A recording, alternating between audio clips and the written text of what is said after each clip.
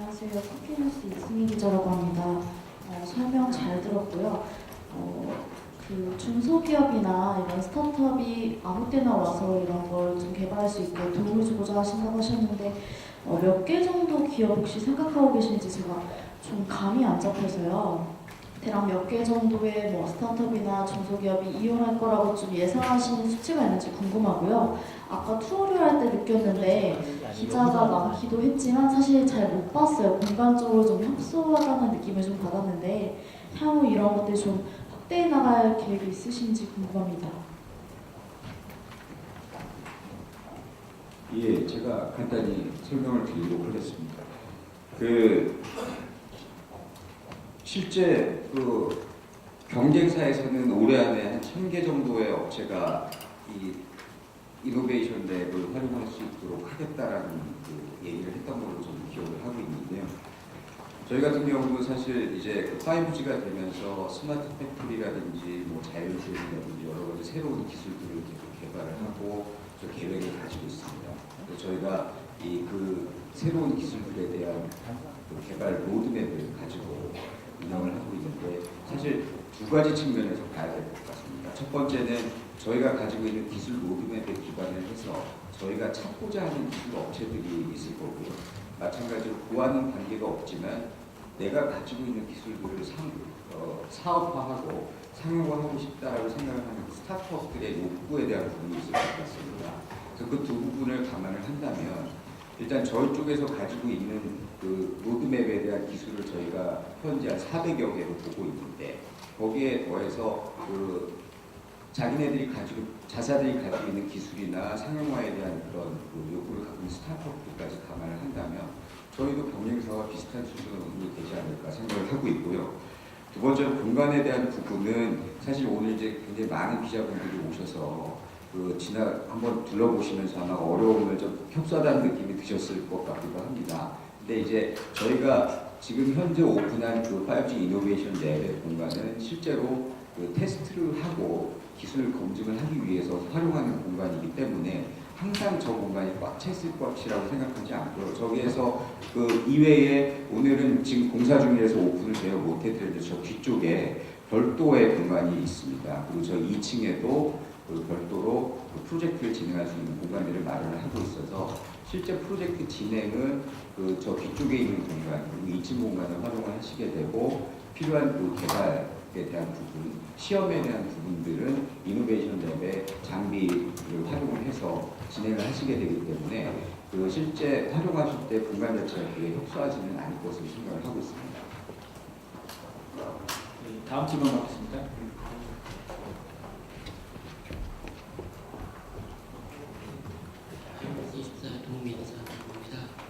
KDDI와 MOU 가지고 오픈 이노베이션 협력한다는 부분을 강조하셨는데요. 전번에 CEO께서 KDDI 부분에서 여러 가지 얘기를 나눈 것 중에 하나일 것 같은데 본인의 오픈 이노베이션에서 발굴한 서비스와 기술을 올해 아니면 내년 플러스 KDDI 양쪽에서 상용화되는 것을 기대할 수 있다고 보면 되는 건지 좀 여쭤보고 싶습니다. 있다고 보시면 될 것 같고요. 물론 이제 물리적으로 5G 이노베이션 랩을 오늘 저희가 개소를 했지만 실제 양사의 협력 관계는 굉장히 오래 지속이 되어 왔고 여러 차례 사실은 언론 홍보를 통해서 저희가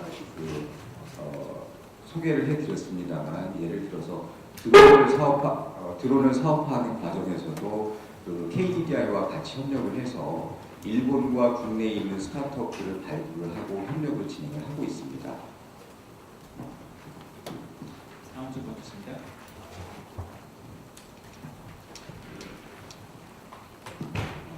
안녕하세요. CBS 김수영입니다. 설명해 주신 부분 잘 들었고요. 제가 궁금한 거는 두 가지인데 하나는 이제 자사 이노베이션 랩의 경쟁력으로 LG 그룹의 R&D 인력의 도움을 받을 수 있다는 부분을 장점으로 설명을 하셨는데 그분들도 각자 하시는 업무가 있기 때문에 어떤 방식, 어떤 절차를 통해서 어떤 방식으로 도움을 받을 수 있는 건지 궁금하고요. 이거는 연결된 거기도 하고 독자적인 질문이기도 한데 안에 있는 각종 기부랑 인력들을 활용할 수 있다고 하셨는데 또 하나의 장점으로 완전히 오픈된 공간이라는 점을 강조하셨는데 무작위로 와서 그 기부가 한정이 되어 있고 도움을 받으려면 그분들과의 스케줄 조정도 필요할 것 같은데 그런 게 약간 좀 상충되는 부분이 아닌가 하는 생각이 들어서 운영 방식을 조금 자세히 설명해 주시면 감사하겠습니다. 먼저 R&D의 첫 번째 질문에 대해서 말씀을 드리면요. 저희가 이 마곡에 지금 현재 사이언스 파크라고 저희는 LG 그룹의 사이언스 파크에서 전 그 그룹 계열사들의 R&D 센터들이 다 모여 있습니다.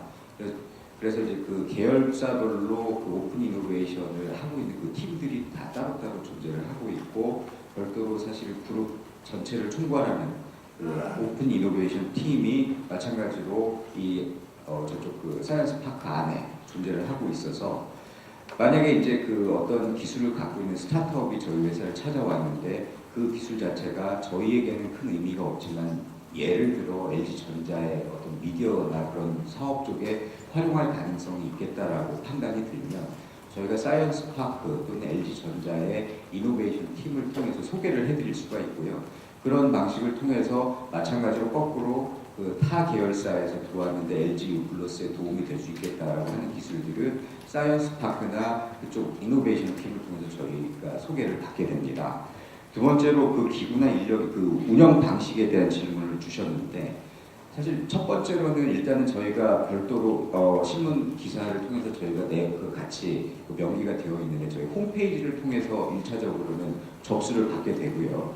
그리고 만약에 별도의 홈페이지에 접수를 하지 않으시고 현장에 방문을 직접 하시는 경우에도 저희 운영 인력이 항상 상주를 하고 있어서 그분을 통해서 그 등록을 하시면 그 저희가 지원할 수 있는 부분들을 그 시점에 바로바로 지원을 해드릴 수 있도록 그렇게 운영을 할 계획입니다.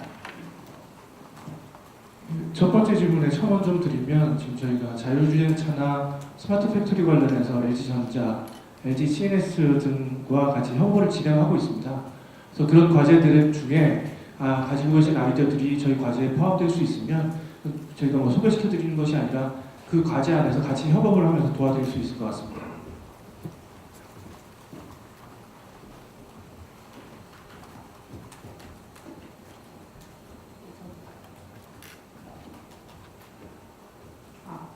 저 비즈니스워치 이세정 기자인데요. 아까 앞으로 이제 오픈 이노베이션을 운영하시면서 그 경쟁력 있는 스타트업에는 이제 투자도 하신다고 하셨는데 혹시 현재 투자 논의되는 기업이 있다면 좀 어딘지 말씀해 주셨으면 좋겠고 그리고 투자뿐만 아니라 좀 경영 참여나 좀 인수합병 같은 계획은 없으신지 궁금합니다.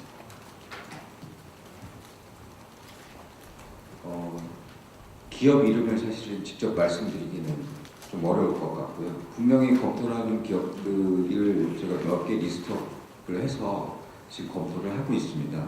근데 뭐 당연히 이제 사업적으로 필요하다면 뭐 투자뿐만 아니라 뭐 인수나 이런 것들도 검토를 해볼 수 있을 것 같고요. 그거는 차차 좀 사업을 진행을 하면서 판단을 좀 해봐야 될 것 같습니다.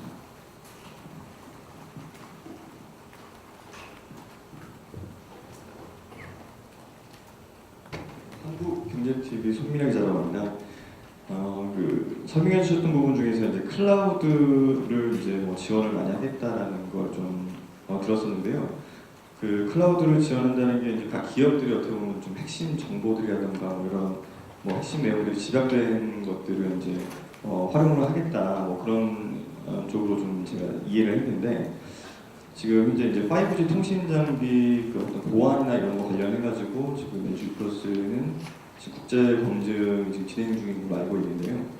이게 혹시 모르겠지만 이런 뭐 B2B 업체들의 그런 뭐 정보 유출이라던가 또는 뭐 어떤 그 보안 문제 뭐 이런 부분들에 대해서는 어떤 뭐 검토라던가 뭐 문제 없다라던가 이런 부분들이 좀 답변이 있으신지 그런 것들이 좀 궁금합니다.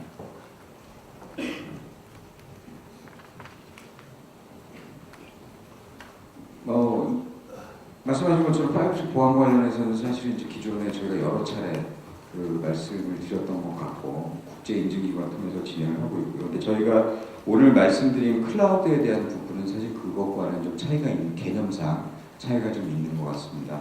저희가 5G를 상용화하면서 5G가 갖고 있는 이제 그 크게 세 가지의 그 특성을 얘기를 할 때 그 저지연이라고 하는 부분이 있는데 대용량의 그 데이터를 저지연으로 송출을 할 수 있기 때문에 기존에 할 수 없었던 클라우드 기반의 다양한 서비스들이 제공이 가능해집니다. 그래서 이제 앞에 그 저희 그 이노베이션 랩 앞에 저희가 그 구성도 해놨습니다만은 그 스트리밍 기반의 AR이나 VR 서비스라든지 또는 클라우드 기반의 VR 게임 또는 그 멀티미디어 게임이나 멀티미디어 영상 전송과 같은 부분들이 가능해지는데 실제 그런 것들을 그 중소 스타트업들이 그 시험을 해보고 콘텐츠를 개발을 하기에는 그 장비 가격도 만만치 않고요. 그리고 그거를 그 자유롭게 클라우드에 접속을 해서 시험을 하기가 쉽지 않습니다. 환경 자체가. 그래서 저희가 이 5G 이노베이션 랩에다 구축을 한 것은 그 실제 IDC 센터에 저희가 클라우드 서버들을 구축을 해놓고 그 스타트업이나 개발사들이 자유롭게 그 클라우드 기반에서 실제 그 상용화하는데 문제가 없도록 개발을 할 수 있게 충분히 지원을 하겠다는 의미로 좀 이해해 주시면 좋을 것 같습니다. 우리 식사 시간이 좀 많이 지연돼서요. 추가적인 질문이 있으면 2가지 정도만 더 받고 디르님 시간을 마치도록 하겠습니다. 혹시 추가 질문이 있으신지요?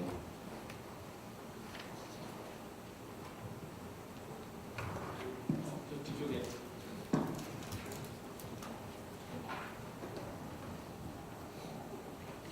최창국 상무님께 아까 기술 로드맵 말씀하셨는데요. 자율주행은 로드맵상에 언제쯤 목표로 되어 있습니까? 뉴스타파 이윤영 기자입니다. 저희가 뭐 일정을 지금 여기서 로드맵을 말씀드리기는 쉽지 않은데요. 지난번에 제가 한양대학교하고 같이 기술 연구를 해서 자율주행차 시내 주행을 했습니다.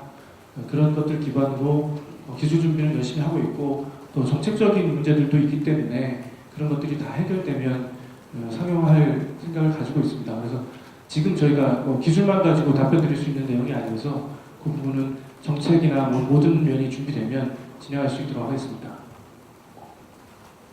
마지막 질문 한번 받겠습니다. 네, 안녕하세요. 그 현대경제신문의 진명갑 기자라고 하는데요. 그 스타트업이랑 중소기업 관련해서 수많은 기술들을 상용화하는 데에서 기준을 어떻게 잡을 건지 그리고 누가 이 기술이 상용화가 가능한지 판단하는지 좀 알려주세요.